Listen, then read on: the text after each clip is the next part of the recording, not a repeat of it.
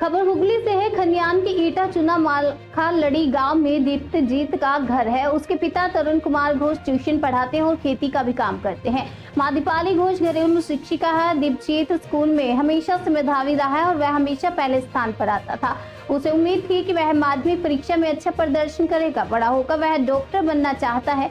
छात्र की मां ने बताया कि बेटे ने अच्छा परिणाम हासिल किया है, जिससे बहुत अच्छा लग रहा है। दीप्तजीत शुरू से ही पढ़ाई को लेकर काफी गंभीर रहा है। कभी उसे पढ़ने के लिए नहीं कहना पड़ा, वह खुद से पढ़ाई किया करता था। এই যে রেজাল্ট হয়েছে সেটা কি তুমি এক্সপেক্ট করেছিলে? এক্সপেক্ট বলতে আমি একটা আশা রেখেছিলাম যে 1 থেকে 10 এর মধ্যে যদি হয়। এবার পঞ্চম হয়েছে, খুবই খুশি। মানে যখন শুনলে তখন সেই অনুভূতিটা কেমন হলো? মানে 1 2 হয়ে গেল, 3 4, এবার 5 নম্বরে প্রথমে হুগলি হয়ে গেল, আবার হয়ে গেল। তারপর যখন শুনলাম হুগলিটা তখন একেবারে খুবই খুশি হয়েছি। মানে একদম সবাই লাফাচ্ছি আনন্দে, মানে চোখ থেকে একবারে জল পড়ে গেছে আমার, মানে থামাতে পারিনি নিজেকে। ভবিষ্যতে কি নিয়ে পড়াশোনা করতে চাও? ভবিষ্যতে আমি মেডিকেল লাইনে যেতে চাই, নিট দেবো। আর কতক্ষণ ধরে পড়াশোনা হতো? ঠিক টাইম ধরে আমি পড়াশোনা করি না, মানে ওইরকম দিনে 15 ঘন্টা 20 ঘন্টা আমি করি না। মানে একটা যখন মনে হচ্ছে ভালো লাগছে পড়ো, ওরকমই আমি করেছি। আর পড়াশোনা বাদে কি কি ভালো লাগে? পড়াশোনা বাদে গান গাইতে খুব ভালো লাগে, আবৃত্তিও করি, মানে শিখি না, এমনি করি, মায়ের কাছেই শেখা। আবৃত্তি, আঁকাও খুব, মানে আঁকিও।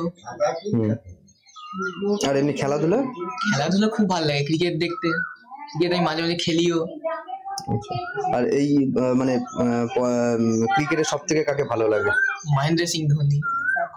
কিন্তু এবারে আইপিএল এ তো বাদ চলে গেল। ঠিক আছে, এবছর গেছে, কিন্তু পরের বছর আসতে পারে। আচ্ছা, আর কিসে কি নাম্বার পেয়েছো? তোমার প্রাপ্ত নম্বরটা কত? আপাতত জানলাম আমি বাংলায় 98 পেয়েছি, ম্যাথমেটিক্সে 100 পেয়েছি, ইংলিশে 98, হিস্ট্রিতে 98, জিওগ্রাফিতে 98, আর ফিজিক্যাল সায়েন্সে 100, আর লাইফ সায়েন্সে 99। মানে কত নম্বর তোমার প্রাপ্ত নম্বরটা কত? আমার মোট হয়েছে 691।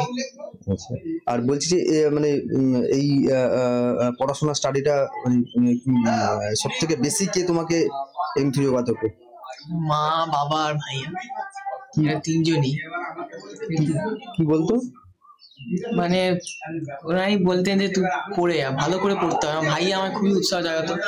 আমার মা আমার মানে আর্টস গ্রুপটা পড়াতেন, বাবা একটু সায়েন্সটা দেখিয়েতেন। এছাড়াও প্রাইভেট টিউটারদের কাছে ওনারা অনুপ্রেরণা জাগিয়েছেন। বায়োলজি স্যার উনিও আমার খুব অনুপ্রেরণা জাগাতেন যে তুমি করবে, তুমি চেষ্টা করো, হয়ে যাবে। সবাই খুবই দিয়েছেন, বায়োলজি, ইংলিশের, বাংলার স্যার, জিওগ্রাফি স্যার, সব স্যার, এমনকি এটা জন্য স্যার, মানে স্কুলের স্যারেরাও, স্যার ম্যাডামরাও খুবই মানে ভালোবাসতেন, খুবই অনুপ্রেরণা জাগিয়েছেন। মানে সব থেকে কোন সাবজেক্টটা বেশি করে পড়তে? বেশি করে পড়তাম বলতে ম্যাথমেটিক্সটা ভালো লাগতো, আর বেশি করে একটু হিস্ট্রি একটু পড়তে হতো বেশি করে। মানে আগামী দিনে কি নিয়ে পড়াশোনা করতে চাই? আগামী দিনে মেডিকেল লাইনে যেতে চাই, ডাক্তার হওয়ার স্বপ্ন। হ্যাঁ।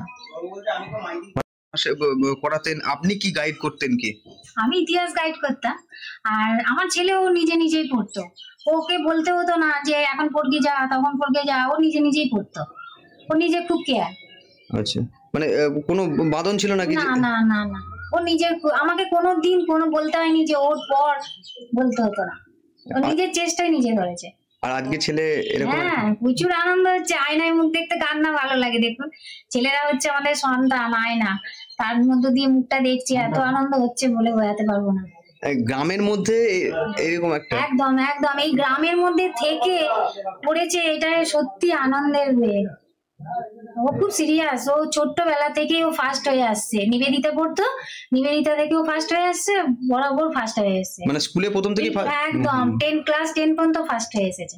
আচ্ছা, দ্বিতীয় হয়নি। আপনার নামটা? দীপালি ঘোষ।